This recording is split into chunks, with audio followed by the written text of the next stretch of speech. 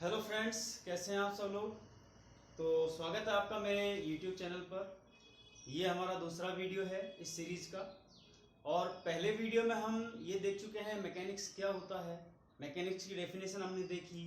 उसके बाद में हमने सिस्टम ऑफ फोर्सेस पढ़ा, जिसमें हमने कहा कि किसी वस्तु पर बहुत सारे बल अलग अलग दिशाओं में अलग अलग मैग्नीट्यूड के लगे हुए हों तो इसको सिस्टम ऑफ फोर्सेस कहा जाता है। जिसमें हमने सबसे पहले पढ़ा था कोलिनियर फोर्स, ठीक है ना।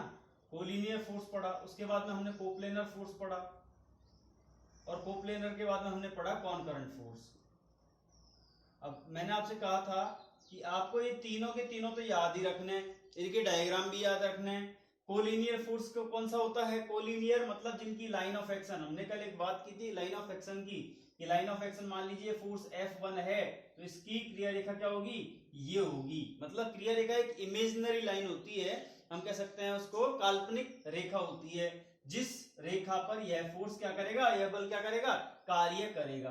तो हमने कहा कोलिनियर फोर्सेस कौन से होते हैं कि एक ही क्रिया रेखा पर बहुत सारे फोर्स लगे हुए हों। मान लीजिए F1 है और इसी क्रिया रेखा पर F2 लगा हुआ है और इसी लाइन ऑफ एक्शन पर F3 लगा हुआ है, ठीक है ना। तो बहुत सारे फोर्सेस एक ही समान रेखा पर वर्क कर रहे हैं, उसे हम कोलिनियर फोर्स कहते हैं। कोप्लेनर फोर्सेस की बात करते हैं तो जो हमने कहा था कि कोई प्लेन है, ठीक है ना, कोई तल है, उस तल में बहुत सारे फोर्स काम कर रहे हैं, मान लीजिए इस प्रकार से कर रहा है, तो ये हो गए सारे के सारे क्या है, कोप्लेनर फोर्सेस। और इनको हिंदी में क्या कहा जाता है, समतलीय बल, ठीक है।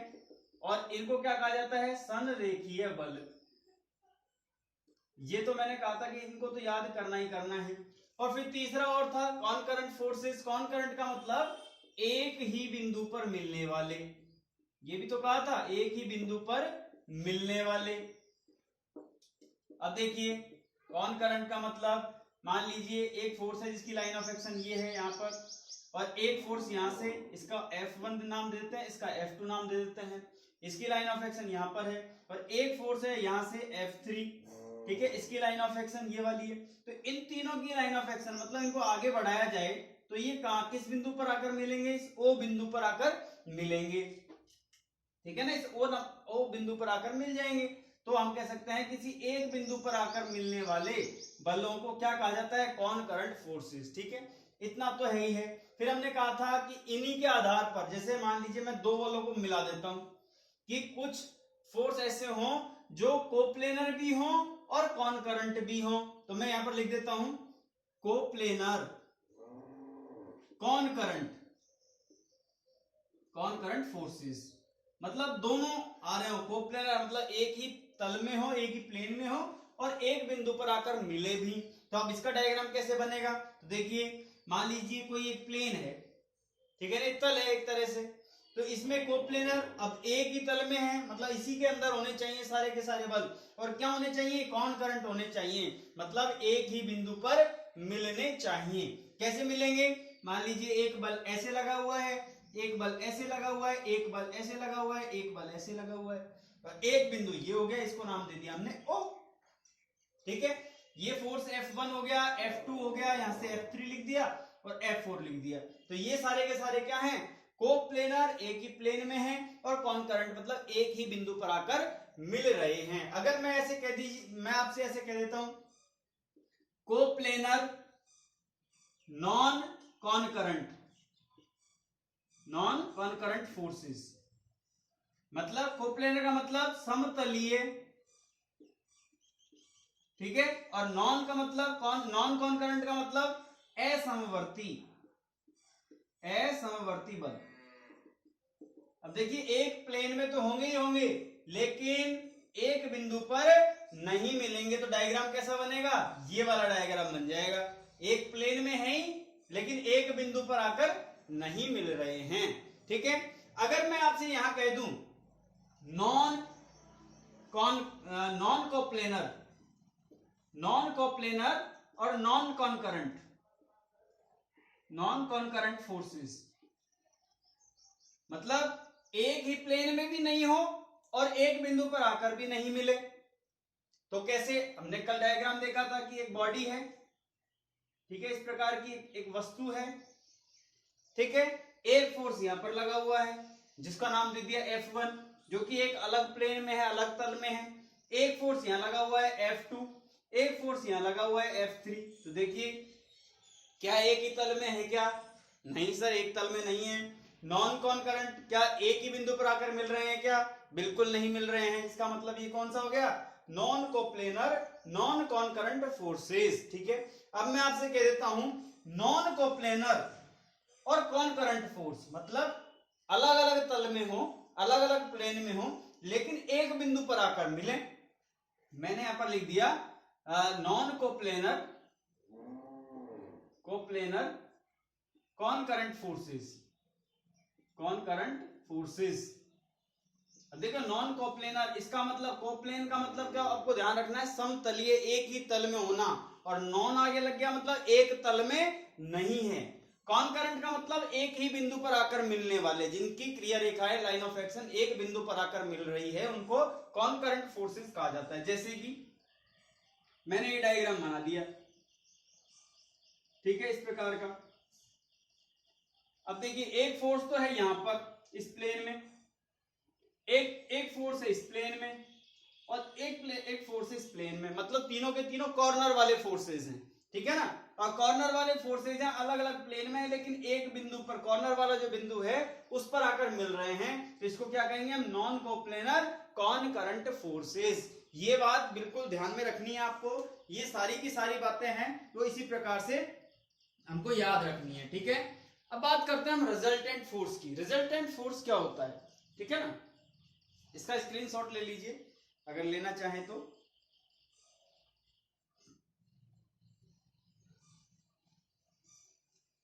अब बात करते हैं रिजल्टेंट फोर्स की। रिजल्टेंट मतलब परिणामी,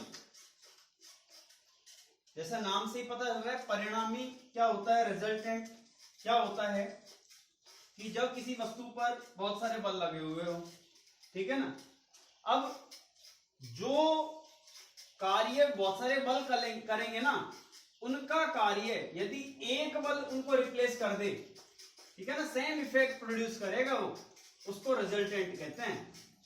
देखिए कैसे,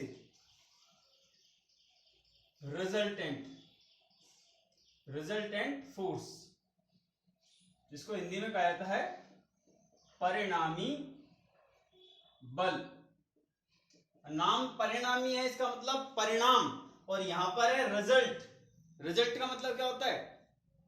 क्या होता है? परिणाम होता है। ठीक है ना, रिजल्ट का मतलब परिणाम होता है। तो हम कह सकते हैं if a single force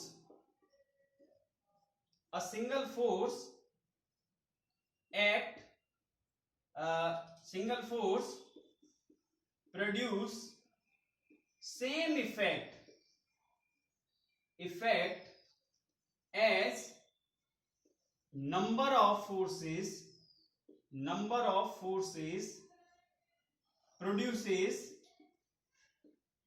produces on same body। ठीक है ना, if a single force produce same effect as number of forces produces on same body। और इसके हम कह सकते हैं, मान लीजिए कोई बॉडी है, ठीक है, उस बॉडी के ऊपर एक फोर्स लगा हुआ है इस तरफ से, एक फोर्स लगा हुआ है इस तरफ से, एक फोर्स लगा हुआ है इस तरफ से। इसको नाम दे दिया F1, इसको नाम दे दिया F2, इसको नाम दे दिया F3। ठीक है ना, अब इन तीनों को हटाकर कोई एक ऐसा फोर्स लगा दूं मैं यहां पर किसी बिंदु पर, ठीक है ना, उसकी डायरेक्शन भी होगी किसी बिंदु पर, जितना इफेक्ट ये तीनों के तीनों एक साथ में दे रहे थे सम्मिलित रूप से, ठीक है ना, इन तीनों को हटाने पर सिंगल फोर्स एक्ट करे इस पर, जो कि इनके बराबर हमको क्या दे? मैग्नीट्यूड दे, या हम कह सकते हैं इफेक्ट दे। तो मान लीजिए मैंने यहां पर लगा दिया, ये इसका क्या हो गया? रिजल्टेंट हो गया, आर से डिनोट कर दिया हमने। सपोज एक फोर्स है, यहां पर एक बिंदु है, इस पर एक फोर्स लगा हुआ है जिसको हमने दे दिया 10 किलो न्यूटन, एक फोर्स लगा हुआ है जिसको हमने दे दिया 20 किलो न्यूटन। ठीक है, अब इस बिंदु पर ये 10 किलो न्यूटन है और ये 20 किलो न्यूटन है, तो इनका परिणामी मतलब इन दोनों के द्वारा जितना इफेक्ट प्रोड्यूस किया जाएगा, उत्पन्न किया जाएगा, केवल एक फोर्स ऐसा होगा जो सिंगल फोर्स वो क्या करेगा, इनके बराबर क्या करेगा, इफेक्ट प्रोड्यूस करेगा, इफेक्ट उत्पन्न करेगा, प्रभाव उत्पन्न करेगा, और उसको क्या नाम देते हैं हम, आर से डिनोट करते हैं। और हमने देखा भी है कि इसके रिजल्टेंट फाइंड करने के अलग अलग तरीके होते हैं, अलग अलग लॉज हैं, जैसे कि law of parallelogram of forces, उसमें भी रिजल्टेंट फाइंड करना, ठीक है ना, ये हम देख चुके हैं और आगे भी देखेंगे हम, ठीक है ना। और अब रिजल्टेंट फाइंड करने को क्या कहा जाता है, प्रोसेस जो होती है ना, हम कह सकते हैं process by which resultant is found out, उसको क्या कहा जाता है, फाउंड आउट। उस प्रोसेस को क्या कहा जाता है, composition of forces, composition of forces, ठीक है ना। उसको क्या कहा जाता है, कंपोजिशन ऑफ फोर्सेस। अब सबसे बड़ी बात आती है, जब रिजल्टेंट तो बात होगी, रिजल्टेंट क्या होता है कि एक सिंगल फोर्स होता है, वो उतना ही इफेक्ट प्रोड्यूस करता है जितना कि किसी बॉडी पर बहुत सारे फोर्सेस साइमल्टेनियसली एक साथ में लगे हुए हों, और वो जितना इफेक्ट प्रोड्यूस करते हैं उसके बराबर रिजल्टेंट अकेला ही वो जो है इफेक्ट प्रोड्यूस करता है, ठीक है ना। अब इसके साथ में बात करते हैं हम किसकी, रिजोल्यूशन ऑफ फोर्सेस की, resolution of forces. Resolution of forces मतलब बलों का विश्लेषण, ठीक है ना, विश्लेषण, बलों का विश्लेषण, विश्लेषण। अब मान लीजिए हमसे कह दिया जाए कि एक बिंदु है, उस बिंदु पर एक फोर्स लगा हुआ है 10 किलो न्यूटन का, एक फोर्स लगा हुआ है 20 किलो न्यूटन का, एक फोर्स लगा हुआ है 30 किलो न्यूटन का, इसी के साथ में एक फोर्स यहाँ पर 60 डिग्री पर लगा हुआ है 40 किलो न्यूटन का, एक फोर्स यहाँ पर लगा हुआ है 45 डिग्री के एंगल पर 10 किलो न्यूटन का। तो हमसे कहा जाए कि इस बिंदु पर परिणामी, मतलब इन सारे बलों को यदि हटा दिया जाए तो इस बिंदु पर परिणामी बल क्या होगा, रिजल्टेंट फोर्स क्या होगा और उसकी दिशा क्या होगी, ये हमको पता करना है। तो हम कैसे पता करेंगे, तो उसके लिए हमको क्या चाहिए, हमको आना चाहिए रेजोल्यूशन ऑफ फोर्सेस। अगर रेजोल्यूशन ऑफ फोर्सेस हम समझ गए तो हमको रिजल्टेंट फाइंड करना आ जाएगा। तो अब देखिए कैसे फाइंड करते हैं रेजोल्यूशन ऑफ फोर्सेस। तो सबसे पहले तो हम क्या करेंगे, रेजोल्यूशन ऑफ फोर्सेस फाइंड करने से पहले भाई कितने टाइप का होता है ये भी तो समझना पड़ेगा ना, कैसे फाइंड करते हैं। तो सबसे पहले देखिए फोर्सेज, अगर जो हॉरिजॉन्टल फोर्स है और वर्टिकल फोर्स है, हॉरिजॉन्टल में मतलब क्षैतिज दिशा में 10 किलो न्यूटन है दाईं ओर, और ये 30 किलो न्यूटन का फोर्स है वो है लेफ्ट साइड मतलब बाईं ओर। एक एंगल पर है 60 डिग्री के एंगल पर, उसका रिजल्टेंट उसका मैग्नीट्यूड कितना है 40 किलो न्यूटन, ठीक है ना, वो 60 डिग्री पर है। तो सबसे पहले तो हम क्या करेंगे, हॉरिजॉन्टल कंपोनेंट और वर्टिकल कंपोनेंट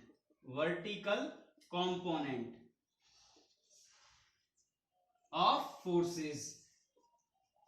फोर्सेस, ठीक है। मतलब पहले तो हम क्या करेंगे, जितने भी हॉरिजॉन्टल फोर्सेस हैं, ठीक है ना, जैसे 10 किलो न्यूटन और 30 किलो न्यूटन है, और वर्टिकल कंपोनेंट है मतलब 20 किलो न्यूटन और ये है, ठीक है ना। और दूसरा क्या है, इनका तो क्या करेंगे हम सम्मिशन करेंगे, हॉरिजॉन्टल फोर्सेस का सम्मिशन अलग करेंगे, वर्टिकल फोर्सेस का सम्मिशन अलग करेंगे, ठीक है।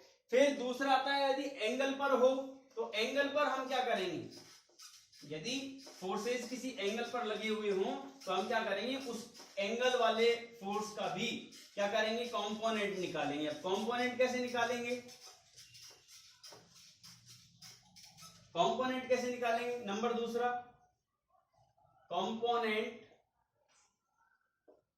कंपोनेंट्स ऑफ टू फोर्सेस या ऑफ इंक्लाइंड फोर्स। अब वो कैसा हो सकता है, पहला कंपोनेंट होगा हॉरिजॉन्टल और दूसरा होगा वर्टिकल। जैसे कि मान लीजिए एक फोर्स, इसकी बात कर लेते हैं, ये हॉरिजॉन्टल लाइन है, क्षैतिज लाइन है, उस पर 60 डिग्री के एंगल पर एक फोर्स लगा हुआ है और इसका मैग्नीट्यूड है 30 किलो न्यूटन, ठीक है। अब देखिए, मान लीजिए मैंने इसको यहां से मिला दिया और ये क्या बन गया, अब एक ट्राइंगल बन गया। मान ली इसको नाम दे दिया मैंने ए बी सी। अब कंपोनेंट निकालने हैं। कंपोनेंट का मतलब हॉरिजॉन्टल दिशा में, क्षैतिज दिशा में, और ऊर्ध्वाधर दिशा में, मतलब वर्टिकल डायरेक्शन में इसके दो कंपोनेंट निकलेंगे।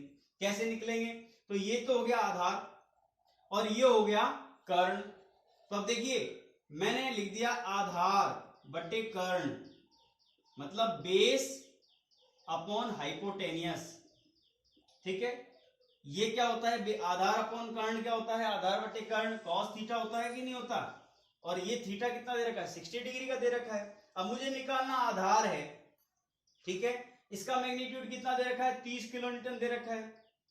अगर मुझे बेस निकालना है, ये हॉरिजॉन्टल क्षैतिज इसका कंपोनेंट निकालना है, क्षैतिज पार्ट निकालना है, तो मैं क्या करूंगा, क्षैतिज का मतलब मुझे आधार निकालना है, मैं इस हाइपोटेनियस को इससे गुणा कर दूंगा कॉस थीटा से। तो मेरे पास में आ जाएगा BC बटे AC। BC क्या हो गया, आधार हो गया, AC क्या हो गया, कर्ण हो गया, बराबर कॉस थीटा। थीटा कितना दे रखा है, 60 डिग्री दे रखा है। अब मुझे निकालना क्या है, BC की वैल्यू तो निकालनी है, BC का मैग्नीट्यूड ही तो निकालना है। तो BC क्या आ जाएगा, इसको वज्र गुणन कर देंगे यहां से, तो हम कह सकते हैं AC cos 60। और AC कितना है, AC कितना है, 30 किलोन्यूटन। तो BC बराबर क्या आ जाएगा, 30 cos 60। ठीक है, ये बात समझ में आ गई। अब इसका ये तो हो गया हॉरिजॉन्टल कंपोनेंट, लेकिन अब मैं वर्टिकल कंपोनेंट की बात करूं, ये तो हॉरिजॉन्टल कंपोनेंट हो गया, हॉरिजॉन्टल मतलब क्षैतिज कंपोनेंट हो गया। अब मैं वर्टिकल की बात करता हूं, यहां से वर्टिकल मतलब ऊर्ध्वाधर की बात करता हूं।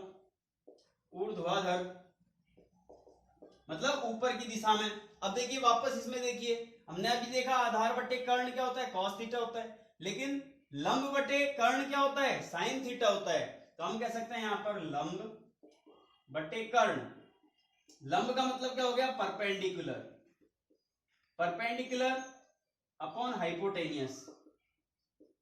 ठीक है, इसको क्या कहते हैं हम, साइन थीटा। अब यहां पर देखिए लंब क्या है, AB है, यहां पर लंब क्या है, AB, और कर्ण क्या है, AC है, कर्ण AC है। और इसको हमने क्या लिखा, साइन थीटा। थीटा की वैल्यू कितनी दे रखी है, 60 डिग्री। हमको निकालना क्या है, लंब की वैल्यू तो निकालनी है, वर्टिकल कंपोनेंट का मतलब लंब की वैल्यू ही तो निकालनी है, मतलब AB की वैल्यू निकालनी है। तो AB क्या हो गया, वापस इसी को क्रॉस मल्टीप्लाई कर देंगे, मतलब वज्र गुणन कर देंगे, तो अपने पास में आ जाएगा AC sin 60। और AC की वैल्यू कितनी है, AC की वैल्यू है सर 30 किलोन्यूटन। तो AB की वैल्यू कितनी आ जाएगी, AB की वैल्यू आ जाएगी 30 sin 60। अब ये भी क्या बन गया, ये भी एक वर्टिकल कंपोनेंट बन गया, और ये हॉरिजॉन्टल मतलब सिंगल फोर्स जो लगा हुआ था ना इंक्लाइंड 60 डिग्री पर, 60 डिग्री पर जो 30 किलोन्यूटन का फोर्स लगा हुआ था, जब इसको हम टुकड़े करेंगे, इसके स्प्लिट करेंगे इसको, ठीक है ना, जब स्प्लिट करेंगे तो अपने पास में दो फोर्स निकल के आ जाएंगे। एक तो वर्टिकल में आ जाएगा, ऊर्ध्वाधर दिशा में आ जाएगा 30 sin 60 का, और हॉरिजॉन्टल मतलब क्षैतिज में आ जाएगा 30 cos 60 का। ठीक है ना। अब रिजल्टेंट कैसे निकालते हैं, तो रिजल्टेंट बराबर, तो दोस्तों ध्यान रखेंगे, अंडर रूट ऑफ अपन लिखेंगे सिग्मा H का whole square plus sigma V का होल स्क्वायर। सिग्मा H क्या चीज है, सिग्मा H है मतलब जितने भी क्षैतिज बल हैं, जितने भी हॉरिजॉन्टल फोर्सेस हैं, उन हॉरिजॉन्टल फोर्सेस का समेशन। समेशन का मतलब उनका जोड़, उनको सबको जोड़ देंगे।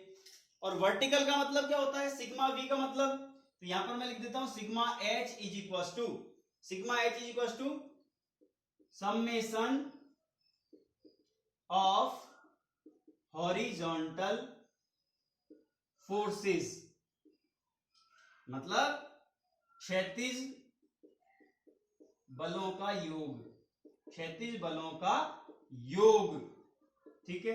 और सिग्मा V का मतलब क्या हो गया, summation of vertical forces, vertical forces मतलब ऊर्ध्वाधर बलों का योग। बस इतनी सी बात ध्यान रखनी है, और रिजल्टेंट हमें फाइंड कर, मतलब रिजल्टेंट हमारा निकल कर आ जाएगा। अब रिजल्टेंट की डायरेक्शन, डायरेक्शन का मतलब होता है थीटा निकालना, एंगल निकालना, थीटा इज इक्वल टू। तो दोस्तों ये वर्टिकल है और ये हॉरिजॉन्टल है। मतलब अगर मैं ये वर्टिकल को v लिखूं, सिग्मा v लिखूं, और हॉरिजॉन्टल को सिग्मा h लिखूं, ठीक है, तो अब मुझे ये थीटा निकालना है, ये थीटा निकालना है। तो मैं कैसे निकालूंगा? लंब बटे आधार बराबर कौन सा थीटा होता है? Tan theta. तो थीटा इज इक्वल टू, देखिए मैं लिख सकता हूं यहां पर tan theta is equal to लंब बटे आधार। लंब क्या है? सिग्मा v अपॉन आधार क्या है? Sigma h। सिग्मा h, तो थीटा मैं निकालूंगा तो इसका क्या कर दूंगा? इनवर्स कर दूंगा। इधर जाएगा तो इनवर्स हो जाएगा, tan inverse sigma v upon sigma h। तो ये अपने पास में डायरेक्शन निकल कर आ जाएगी। एक बार वापस देख लीजिए इसको। हमने क्या किया? अगर हमारे पास में कोई इंक्लाइन फोर्स है तो हम क्या करेंगे? उसके दो कंपोनेंट निकालेंगे, हॉरिजॉन्टल और एक वर्टिकल। ठीक है, हॉरिजॉन्टल कैसे निकालेंगे कि हमने मान लीजिए किसी एंगल पर, जहां पर हमने 60 डिग्री माना था, 30 किलोमीटर का फोर्स लगा है इस पॉइंट से, तो हम क्या करेंगे? इसको एक ट्रायंगल का रूप बनाएंगे, ट्रायंगल बनाएंगे एक तरह से, और नाम दे देंगे ए, बी और सी। ठीक है, अब हमारे पास में AC की वैल्यू दे रखी है 30 किलो न्यूटन, हमको निकालनी है BC की वैल्यू और AB की वैल्यू। मतलब ये तो हॉरिजॉन्टल कंपोनेंट हो गया और ये वर्टिकल कंपोनेंट हो गया। अगर मान लीजिए मैं इस वर्टिकल कंपोनेंट को यहां से उठाकर यहां लगा दूं तो बात वही है, एक ही बात है। ठीक है ना? अब मैं क्या करूंगा? वही आधार बटे कर्ण, मतलब बेस अपॉन हाइपोटेनियस, वो क्या होता है हमारा? cos theta. अब बेस हमारा क्या है? BC और हाइपोटेनियस क्या है? AC, और cos थीटा कितना हो गया? cos 60। अब निकालने किसकी वैल्यू है? BC की वैल्यू निकालनी है। BC is equal to AC cos 60, मतलब क्रॉस मल्टीप्लाई कर देंगे, और AC की वैल्यू हमें कितनी दे रखी है? 30 किलो न्यूटन। ऐसे ही वर्टिकल कंपोनेंट निकालेंगे, ऊर्ध्वाधर कंपोनेंट निकालेंगे तो परपेंडिकुलर अपॉन हाइपोटेनियस, मतलब लंब बटे कर्ण। लंब क्या है? लंब हमारा AB है और कर्ण क्या है? AC है। और इसको इक्वल में किसके रखेंगे? साइन थीटा, साइन 60 के। निकालना क्या है हमें? निकालना AB का मान है। ठीक है ना? AB बराबर इसको क्या कर देंगे? वज्र गुणन कर देंगे, क्रॉस मल्टीप्लाई कर देंगे, तो अपने क्या आ जाएगा? AC साइन 60, और AC की वैल्यू कितनी थी? 30, तो AB is equal to 30 sine 60। अब रिजल्टेंट कैसे निकालते हैं? तो resultant is equal to under root of सारे जितने भी हॉरिजॉन्टल, जितने भी क्षैतिज बल हैं उनका स्क्वायर कर देंगे, उनको जोड़कर। ठीक है, प्लस जितने भी ऊर्ध्वाधर फोर्स हैं, जितने भी वर्टिकल फोर्सेस हैं, उन सबको जोड़कर उनका स्क्वायर कर देंगे। ठीक है ना? और उनका अंडर रूट कर देंगे तो रिजल्टेंट निकल के आ जाएगा। ऐसे जब टेन थीटा निकालते हैं, अपन डायरेक्शन निकालते हैं, तो sigma v upon sigma h कर देते हैं। ठीक है, और थीटा निकालने के लिए इनवर्स कर देते हैं। अब देखिए, एक इसी के बेस पर हम एक क्वेश्चन ले लेते हैं। क्वेश्चन इसी प्रकार का लेंगे।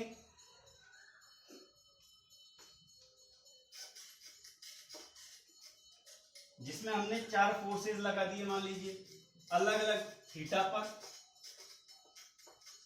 और फिर हमको निकालना है रिजल्टेंट। अगर ये रिजोल्यूशन करना सीख गए फोर्सेस का, फिर मैकेनिक्स बहुत आसान हो जाएगी। देखिए, हमारे पास में इस प्रकार से एक फोर्स लगा हुआ है यहां पर F1, और इस एंगल को नाम दे दिया हमने θ1। एक इस तरफ लगा हुआ है फोर्स, जिसको हमने नाम दे दिया F2, जिसको एंगल दे दिया नाम θ2। यहां पर एक फोर्स लगा हुआ है, इसको एंगल नाम दे दिया θ3, और इसको नाम दे दिया F3। यहां पर एक फोर्स लगा हुआ है जिसको नाम दे दिया F4, और ये किस एंगल पर है? θ4। ठीक है, इस प्रकार से ये एंगल है। देखिए, ये एंगल θ1 है, ये θ2 है, ये θ3 है, θ4 है। फोर्स कितने लगे हुए हैं? 4 फोर्स लगे हुए हैं। हमको पूछा गया है फाइंड द रिजल्टेंट।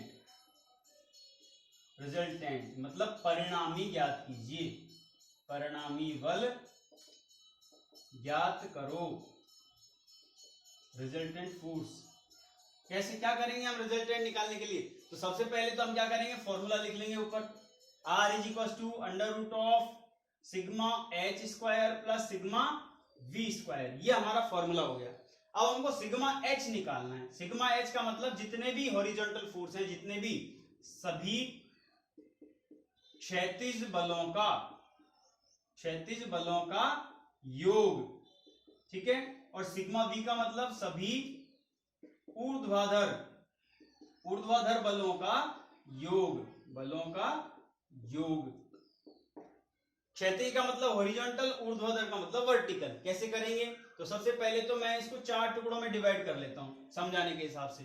पहला तो ये हो गया, दूसरा ये हो गया, तीसरा ये हो गया, चौथा ये हो गया। अब हमको पता है जब हम इस प्रकार से ग्राफिकल मेथड यूज करते हैं तो हम यहां से इस पॉइंट को ओरिजिन मानते हैं, ठीक है ना। इस पॉइंट को इसके कोऑर्डिनेट निर्देशांक ज्यामिति में क्या होता है? 0 0 होता है। जब इस तरफ जाते हैं तो सारे के सारे क्या होते हैं? पॉजिटिव होते हैं, धनात्मक होते हैं। ऊपर की ओर जाते हैं जब भी क्या होता है? पॉजिटिव होता है।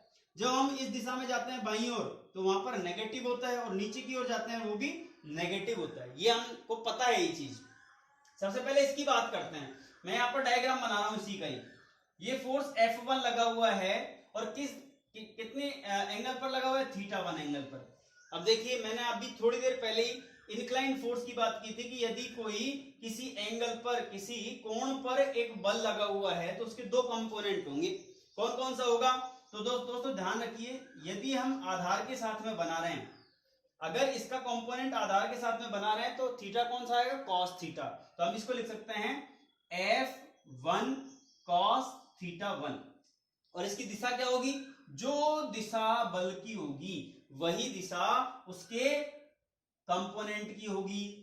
मतलब अगर बाहर की ओर लगा हुआ है तो एक कंपोनेंट भी बाहर की ओर क्या होता है? पॉजिटिव होता है, ठीक है ना। उसी प्रकार अब इसका ऊपर की ओर बल क्या लगेगा? तो दोस्तों यहां पर जो बल लगेगा ना, यहां पर वर्टिकल जो फोर्स लगेगा उसका थीटा कौन सा लेते हैं अपन? Sine theta. अभी थोड़ी देर पहले बताया था हमने कि ये लंब बटे ये क्या हो जाएगा? कर्ण। तो लंब बटे कर्ण क्या होता है? साइन थीटा होता है। अब इसकी तो वैल्यू निकालनी है हमको, और इसकी वैल्यू तो F1 दे रखी है, तो इसका मान कितना हो जाएगा? F1 sign θ1। ये तो हो गया, दोनों के दोनों क्या है? पॉजिटिव डायरेक्शन है। अब बात करते हैं इसकी, ये तो पहला हो गया। नंबर दूसरे की बात करते हैं, इसी को यहां पर भी डिनोट कर देते हैं। देखिए F1 cos थीटा किस दिशा में हो गया? इस दिशा में हो गया। और यहां पर कौन सा आ जाएगा? F1 sin θ1 किस दिशा में हो गया? ऊपर की दिशा में हो गया। अब बात करते हैं दूसरे की। तो मैंने डायग्राम बना लिया इस प्रकार का, और एंगल कहां पर बना हुआ है? यहां पर बना हुआ है। कौन सा एंगल है? θ2। इस फोर्स का नाम क्या है? इसका मैग्नीट्यूड क्या है? F2 है। अब देखिए, ये फोर्स है, ये आधार हो गया, किसके साथ में बना रहा है? इसके साथ में। तो ये क्या हो जाएगा? F2 cos θ2, ठीक है। अब देखिए यहां से किस तरफ है? बाईं तरफ। तो ये माइनस का आएगा, जब हम इसको जोड़ेंगे तो ये माइनस का आ जाएगा, ठीक है। और इसके ऊपर की ओर मतलब वर्टिकल कंपोनेंट क्या होगा? साइन का। मतलब अभी थोड़ी देर पहले बताया था हमने, यहां पर आ जाएगा F2 sin θ2। और किसका आएगा? पॉजिटिव आएगा। जब जोड़ेंगे तो ये क्या आ जाएगा? पॉजिटिव आ जाएगा। तो मैं यहां पर ही लिख देता हूं, इसका वर्टिकल कंपोनेंट F2 sin θ2 और इसका हॉरिजॉन्टल कंपोनेंट F2 cos θ2, ठीक है। ये आ गया। अब मैं तीसरे फोर्स की बात करता हूं। यहां पर तीसरा फोर्स नीचे की तरफ है इस प्रकार से, और इसका एंगल इससे एंगल मिला हुआ है, ये एंगल बना हुआ है यहां से θ3, और फोर्स का नाम क्या है? F3। अब देखिए आधार क्या बन गया? ये बन गया आधार। अगर फोर्स ये लगा हुआ है तो इसका आधार क्या बन गया? ये बन गया, ठीक है ना। तो आधार बन गया, तो ये तो हो गया हॉरिजॉन्टल कंपोनेंट F3 cos θ3, ठीक है। और अगर ये आधार हो गया तो फिर ये लंब हो गया। अभी देखिए इसको अगर मैं ऐसे करके देखूं, इसी को घुमा देता हूं मान लीजिए इस फोर्स को, तो ये इस प्रकार का बन जाएगा। तो ये आधार हो गया, ये वाला, ये कर्ण हो गया, और ये लंब हो गया। अब मैं इसको वापस टेढ़ा कर देता हूं, तो टेढ़ा कर दिया तो ये क्या बन जाएगा? लंब बन जाएगा, ठीक है ना। तो ये बन जाएगा F3 sin θ3, क्योंकि जब लंब की बात करते हैं तो लंब मतलब वर्टिकल कंपोनेंट की बात करते हैं तो ये क्या बन जाता है? sin θ3, ठीक है। अब देखिए चौथे नंबर की बात करें। अब देखिए यहां पर ये तो क्या बन गया? F3 cos θ3, और ये बन गया F3 sin θ3, ठीक है। अब बात करते हैं फोर्स नंबर 4 की। यहां पर ये फोर्स नंबर F4 लगा हुआ है और ये थीटा है 4, θ4। तो देखिए हॉरिजॉन्टल कंपोनेंट तो ये बन गया क्योंकि इसी के साथ में बना हुआ है एंगल, तो इसको नाम दे दिया हमने F4 cos थीटा 4, और ये बन गया हमारा वर्टिकल कंपोनेंट, इसी का दूसरा कंपोनेंट F4 sin थीटा 4। इसको यहां पर पुट कर दीजिए, नीचे वाली डायरेक्शन में आ रहा है, तो नीचे वाली डायरेक्शन में क्या लिख देंगे F4 sin थीटा 4, और इस डायरेक्शन में आ जाएगा F4 cos थीटा 4। अब यहां से काम अपना आसान हो गया, तो हम क्या करेंगे सिग्मा H बराबर जितने भी हॉरिजॉन्टल क्षैतिज लाइन पर, इस लाइन पर, ये क्षैतिज लाइन है, जितने भी फोर्स हैं उन सारे फोर्सेस को क्या करेंगे हम जोड़ लेंगे, जो प्लस होगा उसको प्लस करेंगे, जो माइनस होगा उसको माइनस करेंगे। कैसे करेंगे देखिए यहां पर, देखिए यहां पर एक फोर्स आ रहा है F1 cos थीटा 1, किस दिशा में है, दक्षिण दिशा में, मतलब राइट वर्ड डायरेक्शन में है, मतलब पॉजिटिव है, तो हम लिखेंगे F1 cos थीटा 1। उसी के नीचे एक और फोर्स लगा हुआ है, उसको हमने नाम दे दिया F4 cos थीटा 4। अब देखिए यहां तक खत्म हो गया। अब बात करते हैं इसके बाईं तरफ की। अब बाईं तरफ जितने भी आते हैं वो किस में आते हैं, नेगेटिव आते हैं, माइनस में आते हैं। तो पहला तो है माइनस F2 cos थीटा 2, और फिर ये भी माइनस में ही आएगा, माइनस F3 sin थीटा 3। देखिए हॉरिजॉन्टल साइन का कंपोनेंट है, कंफ्यूज मत हो जाना, कंफ्यूज जहां फोर्स होगा, फोर्स का वर्टिकल कंपोनेंट इस पूरे सिस्टम ऑफ फोर्सेस का क्या बन गया, हॉरिजॉन्टल कंपोनेंट। ठीक है, अब बात करते हैं, ये तो हो गया हॉरिजॉन्टल कंपोनेंट की बात। अब वर्टिकल कंपोनेंट की बात करते हैं सिग्मा वी की। तो जितने भी वर्टिकल फोर्सेस हैं, ऊर्ध्वाधर फोर्स हैं, उनको क्या करेंगे हम जोड़ लेंगे। ऊपर की दिशा में होंगे तो पॉजिटिव होंगे, और नीचे की दिशा में होंगे तो नेगेटिव होंगे। तो ऊपर की दिशा में देखिए कौन कौन से हैं, F1 sin theta 1 plus F2 sin theta 2। अब देखिए नीचे की दिशा में कौन कौन से हैं, minus F3 cos theta 3 minus F4 sin theta 4। ये आ गया। अब हमको करना क्या है, यदि हमारे पास में फोर्स की वैल्यू हो और थीटा की वैल्यू हो, तो यहां से ये पूरा सॉल्व हो जाएगा, यहां से ये सॉल्व हो जाएगा। पूरा सॉल्व करके मतलब इनका क्या करना है, हमको एल्जेब्रिक सम लेना है।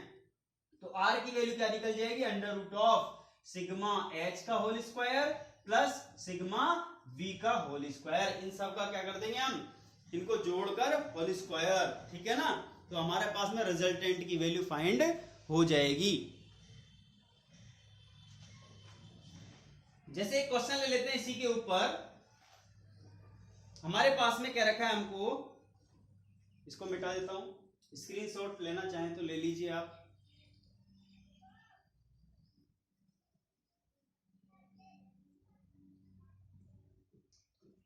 मिटा देता हूं इसको। अब ये चीज आपको ध्यान रखना है, ठीक है ना।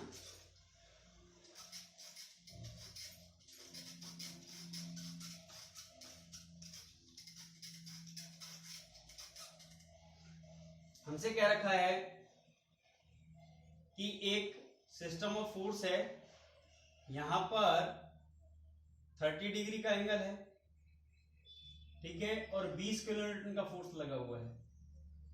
ठीक है, एक फोर्स है वो अंदर की तरफ लगा हुआ है और एंगल बना हुआ है 60 डिग्री का, जिसका मैग्नीट्यूड है 10 किलोन्यूटन। ठीक है, एक फोर्स बाहर की तरफ लगा हुआ है, वो यहां से 45 डिग्री पर लगा हुआ है। ठीक है, और इसका मैग्नीट्यूड है 25 किलोन्यूटन। और एक फोर्स है वो वापस अंदर की ओर लगा हुआ है, और वो इस मतलब यहां से, और हम कह सकते हैं 30 डिग्री के कोण पर है, और इसका मैग्नीट्यूड है 20 किलोन्यूटन।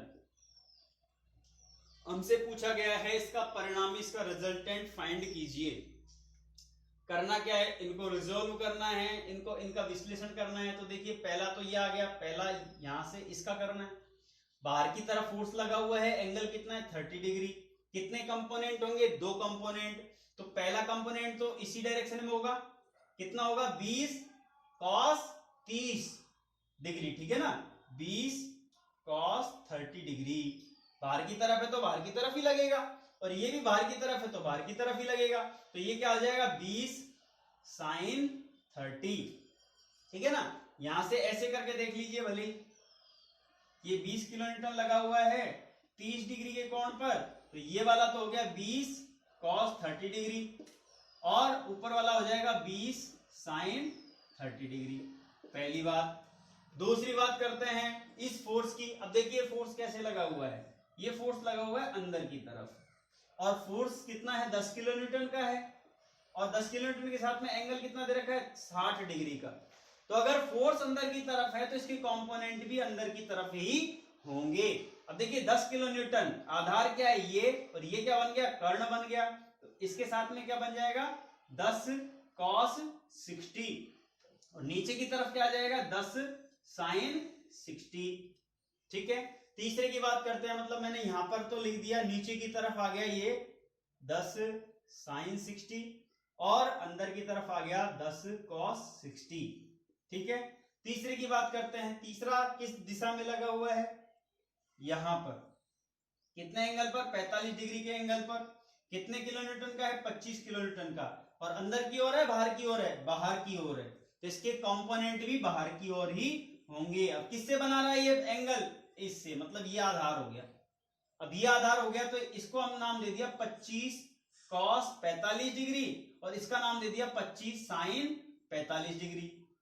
ठीक है, मतलब नीचे की ओर तो आ गया 25 cos 45 डिग्री और साइड में आ गया इधर इस डायरेक्शन में 25 sin 45 डिग्री। चौथे की बात कर लो, चौथे में क्या आ गया, चौथा हमसे कहा गया है कि 20 किलो न्यूटन का फोर्स लगा हुआ है बाहर अंदर की तरफ, बाहर की तरफ नहीं अंदर की तरफ, और एंगल कितना है 30 डिग्री। अब देखिए इसके कंपोनेंट भी क्या होंगे अंदर की तरफ ही होंगे, मतलब इनकी दिशा भी क्या होगी अंदर की तरफ ही होगी। एंगल किसके साथ बनाया जा रहा है इसके साथ में, तो ये क्या बन जाएगा 20 मतलब फोर्स cos 30 डिग्री और ये बन जाएगा 20 sin 30 डिग्री। करना क्या है, देखिए ऊपर की ओर तो है 20 sin 30 डिग्री और अंदर की ओर है मतलब इस ओर है 20 cos 30 डिग्री। अब हमको करना क्या है, हमको r बराबर फाइंड करना है under root of sigma h का whole square plus under root sigma v का होल स्क्वायर, इस प्रकार से करना है। ठीक है, अब सिग्मा h निकालना है हमको, सिग्मा h बराबर, तो जितने भी हॉरिजॉन्टल डायरेक्शन में है, अब माइनस हो तो माइनस, प्लस हो तो प्लस। देखिए यहाँ पर सबसे पहला दक्षिण दिशा में राइट वर्ड डायरेक्शन में है, पॉजिटिव है, तो हम लिख देंगे 20 cos 30 डिग्री। ठीक है, फिर दूसरा किस दिशा में है, देखिए यहां पर ये भी राइट वर्ड डायरेक्शन में है, प्लस 10 cos 60। ठीक है, ये तीसरा आ गया, मतलब तीसरा इसी में ही, देखिए यहां पर मैंने अभी बनाया था थोड़ी देर पहले, तो ये माइनस में आ जाएगा माइनस 25 sin 45 और चौथा ये भी इसी दिशा में होगा माइनस 20 cos 30 डिग्री। वापस समझिए, जितने भी हॉरिजॉन्टल जितने भी क्षैतिज हैं, क्षैतिज कौन कौन से हैं, मतलब जो सीधी रेखा में हैं, एक तो ये है, एक ये है, एक ये है और एक ये है। दिशा भी देख लीजिए, जिनकी दिशा बाईं तरफ है वो दोनों के दोनों क्या हो जाएंगे माइनस के हो जाएंगे, जिनकी दिशा दाईं तरफ है वो प्लस हो जाएंगे। ठीक है, सिग्मा बी की बात करें तो सिग्मा बी में जिनकी दिशा ऊपर की तरफ है वो तो प्लस हो जाएंगे, जिनकी दिशा नीचे की तरफ है वो माइनस हो जाएंगे। देखिए कौन कौन से हैं, ये ऊपर की तरफ 20 sin 30 डिग्री, फिर ये नीचे की तरफ है माइनस 10 sin 60 डिग्री, ये भी नीचे की तरफ है माइनस 25 cos 45 डिग्री और ये ऊपर की तरफ है प्लस 20 sin 30 डिग्री। देख लीजिए यहां से, ये ऊपर की तरफ है 10 sin 60, ये नीचे की तरफ है 25 cos 45 नीचे की तरफ है, 20 sin 30 ऊपर की तरफ है। करना क्या है, cos 30 की वैल्यू पुट कर देनी है, cos 60 की वैल्यू पुट कर देनी है, sin 45 की वैल्यू पुट कर देनी है, cos 30 की वैल्यू पुट कर देनी है।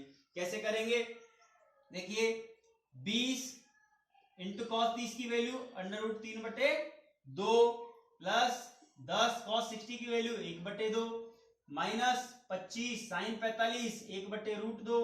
ठीक है, माइनस 20 cos 30 की वैल्यू अंडर रूट 3/2, 2 से 1 कट जाएगा, यहां आ जाएगा 10√3, यहां पर लिख देता हूं 10√3 प्लस 2 से 1 कट जाएगा 5 बार, प्लस 5 माइनस, अब देखिए 25/√2, 25/√2 माइनस, इसको इससे काट देंगे 10√3, ठीक है। उसी प्रकार 20 sin 30, sin 30 की वैल्यू 1/2 माइनस 10 sin 60, जो sin 60 की वैल्यू होती है वही cos 30 की वैल्यू होती है, तो sin 30 की 60 की वैल्यू √3/2 माइनस 25 cos 45, cos 45 का मान कितना होता है 1/√2 प्लस 20 sin 30 की वैल्यू इंटू 1/2, ये कितना बार कट जाएगा 10 बार, ये कितनी बार 5 बार, और ये कटेगा नहीं, ये 10 बार। तो आप क्या लिख सकते हैं यहां से 10 माइनस 5√3 माइनस 25/√2 प्लस 10, ठीक है ना। अब देखिए यहां से भी काट सकते हो आप, 10 से 10 को कैंसिल आउट कर, नहीं 10 कैंसिल आउट नहीं होगा, ये भी प्लस में है, तो इसको आप सॉल्व कर लीजिए। हाँ ये जरूर कैंसिल आउट हो सकता है, ये माइनस का है और ये प्लस का है, तो ये कैंसिल आउट हो जाएगा। इसको मल्टीप्लाई करके इन दोनों को सॉल्व करके और आप किसमें रखोगे, इस वैल्यू में, आपको क्या मिल जाएगा, रिजल्टेंट आर मिल जाएगा। तो मैं समझता हूं ये आपको बहुत अच्छे से समझ में आया होगा, और अगर फिर भी अगर आपको समझ में नहीं आया तो एक बार वापस वीडियो को देखिए, ठीक है। इसको वापस आप समझने की कोशिश कीजिए। कोई भी इंक्लाइंड फोर्स है उसके दो कंपोनेंट बनेंगे, एक हॉरिजॉन्टल डायरेक्शन में, एक वर्टिकल डायरेक्शन में, क्षैतिज दिशा में, ऊर्ध्वाधर दिशा में, और रिजल्टेंट निकालने क्या करेंगे, क्षैतिज, जितने भी क्षैतिज बल हैं, पॉजिटिव है मतलब अगर धनात्मक है तो धनात्मक उनको जोड़ देंगे, और अगर नेगेटिव है दूसरी दिशा में, विपरीत दिशा में, तो उनको माइनस कर देंगे और उनको स्क्वायर करके और रिजल्टेंट फाइंड कर लेंगे। बस इतना सा कॉन्सेप्ट है, यही आगे भी काम आएगा। मिलते हैं नेक्स्ट वीडियो में, बहुत बहुत धन्यवाद।